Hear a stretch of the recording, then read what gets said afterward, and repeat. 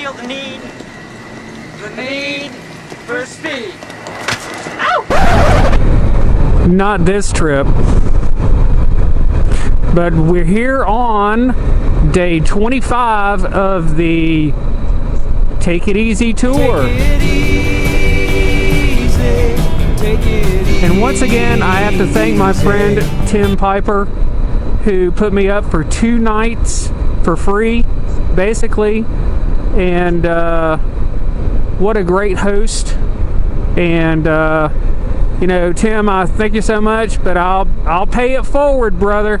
I'll find a way to pay it forward for somebody else, and I would think that everybody else would do that too, for a traveler or somebody in need. Appreciate it, and I'll be in touch with you again. And if you ever get down to North Carolina, bring it. I got a place for you. So that's it.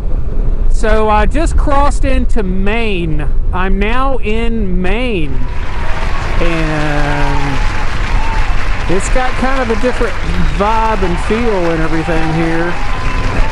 This seems more country, but got a kind of a special place that we're going to come to here in a little bit, and I'll talk about more about that in the future. But New Hampshire was first. I want to kind of cover New Hampshire. Really enjoyed New Hampshire. It's a beautiful state.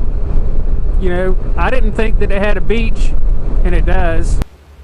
No shit. Then the mountains, the Green Mountains of New Hampshire, are really nice. And we're kind of skirting them right now, and there's rain right over there, and I'm trying to avoid that as much as I can. No rain, please. Thing is, I was looking at the weather bug forecast, and they said it was going to be clear for the next 10 days. I was like, bonus. And now, you know, you got rain everywhere.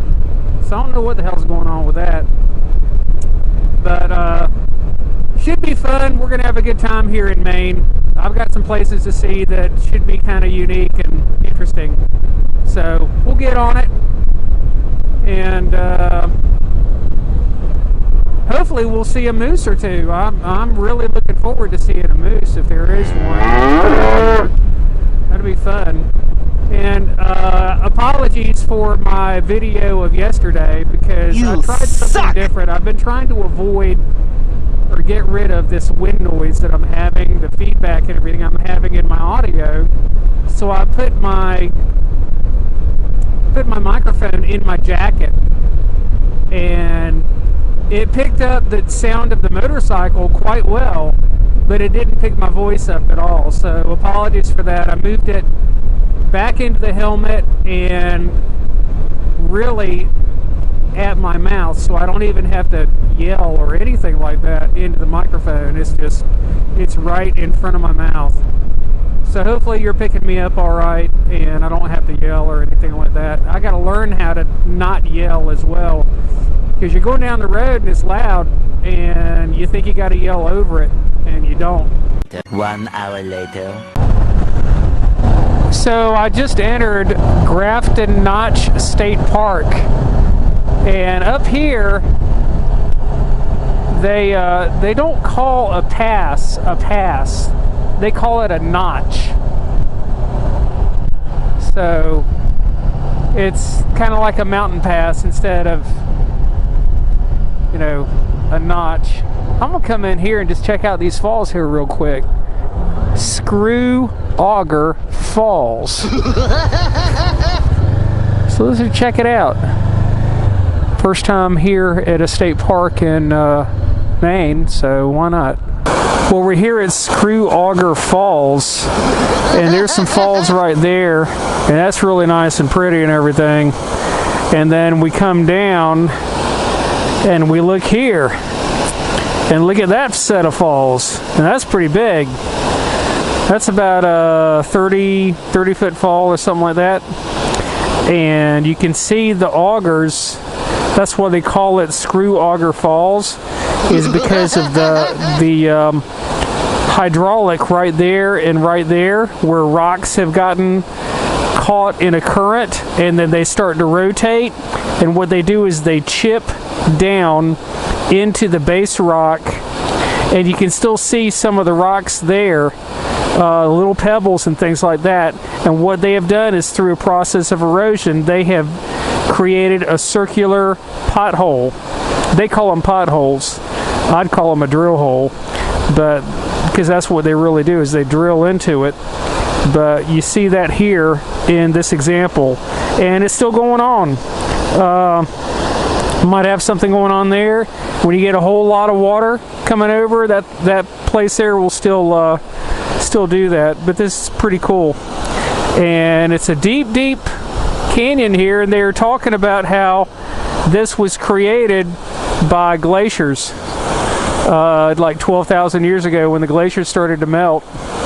So that's pretty cool. You know, we don't have glaciation in North Carolina, and if you didn't know you were in Maine right now, you would think you were in North Carolina at like Lindenville Falls, because the trees are about the same and all that. So it's really kind of cool. You just got an old couple over there just kind of chilling out. That's cool.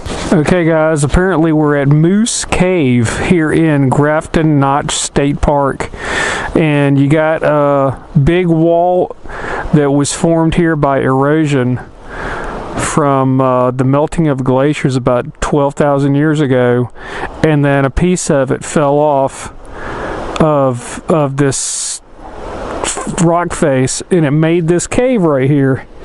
And I'm going to try to come over here and look down, but there's a river or creek or whatever you want to call it flowing right here. And then I don't know why they call it Moose Cave, but apparently there might have been a moose that fell in here. How dumb would that be if a moose fell in there somehow? But Moose Cave.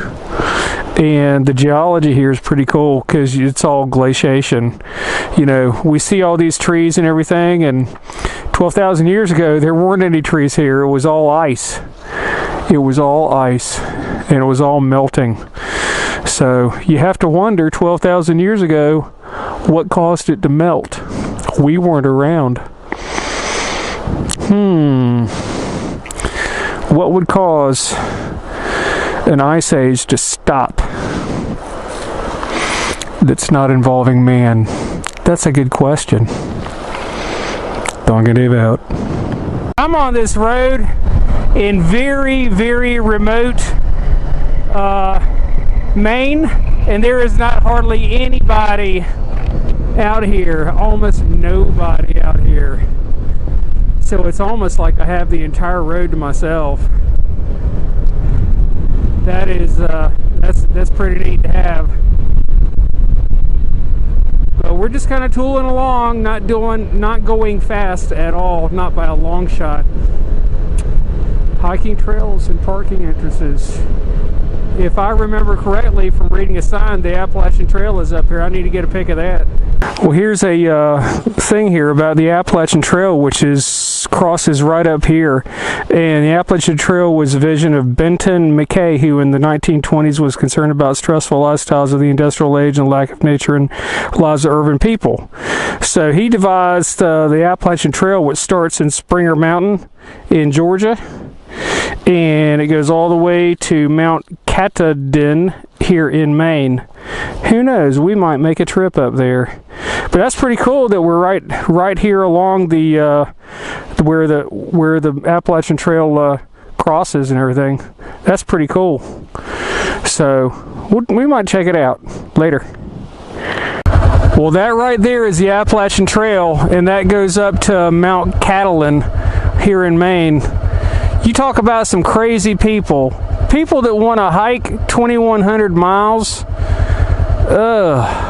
Holy safari! Man, that's a little bit nuts. Same thing with those bicyclists that'll go cross country across the nation. I seen them in Death Valley. I mean, it's a freaking 110 degrees, and they're sitting there bicycling, just cruising. Ain't nobody got time for that. That's nuts.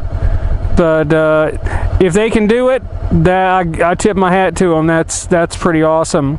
But this is the Appalachian Trail right here, and we're about 100 miles from Mount Catalin. I can't imagine what it's like for those people when they see the end in sight, how overjoyed they are. I mean, damn, I hear stories about them like they're starving to death and all kinds of stuff, so they're just nuts. I'll tell you what though, if you want to get into shape, you want to get into good shape, you go hiking. You go hike the AT. That'll whip you into shape real quick. And I have a friend that has hiked it, a lot of it before, and he said he started out in Springer Mountain, and Springer Mountain is in Georgia, and it goes like straight up from like the base, because it's the Appalachian Trail. You're hiking along the Appalachian Ridge. So these people, they have like 60-pound packs, and they're all loaded up, and they get on Springer Mountain, and they're like done within 5 miles. They're like, I can't do this, get me the hell out of here. So it takes a rare breed of person to be able to hike the AT. I tip my hat off to them. If you can do it,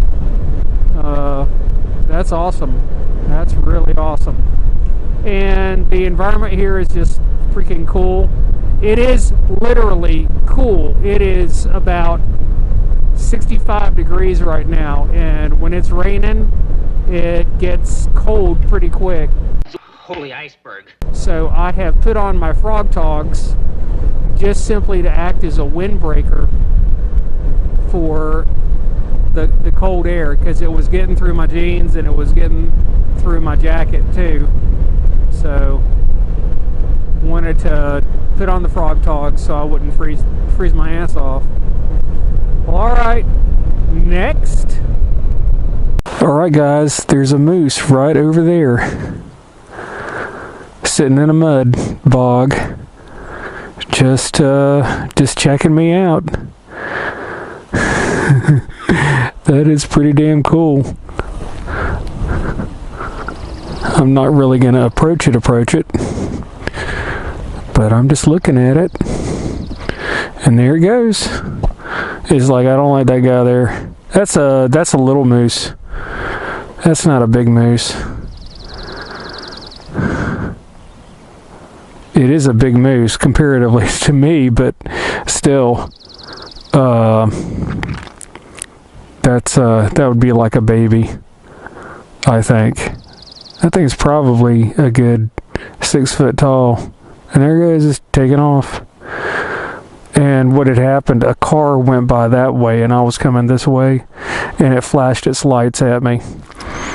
So I kind of knew something was coming up. Well, there it goes. There goes the moose. That is freaking cool. My first moose. 2 hours later. Well guys, I'm going to show you what's going on. And I got caught out in the rain. I'm in northwest Maine, and I got caught in the rain, and I hid out under like a gas station for about an hour and a half, and I went to crank up the bike and it would not crank, so I got the guys at the gas station there to push me off. But now I've got a check engine light on, and I don't know if the bike is going to crank up after I turn it off. I was hoping that the battery is simply low because I had my cell phone charging on it and another battery pack for other things, and I'm hoping that that just drained the battery down. But at this time, I don't know if this thing is going to start. So I'm just letting it idle to try to charge up the battery. The motor does put out some charge there on the stator. So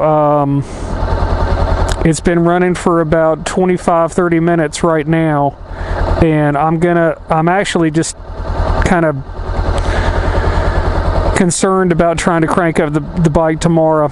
I did check on Honda dealerships and there's a Honda dealership about 60 miles away, and I got AAA, so I can get a tow. I can get the thing towed over there, no problem. It's just, this is a concern of mine. All right, that's going to do it for the night. You'll have to see tomorrow whether or not the bike cranks up. So that'll be it. DonknDave out.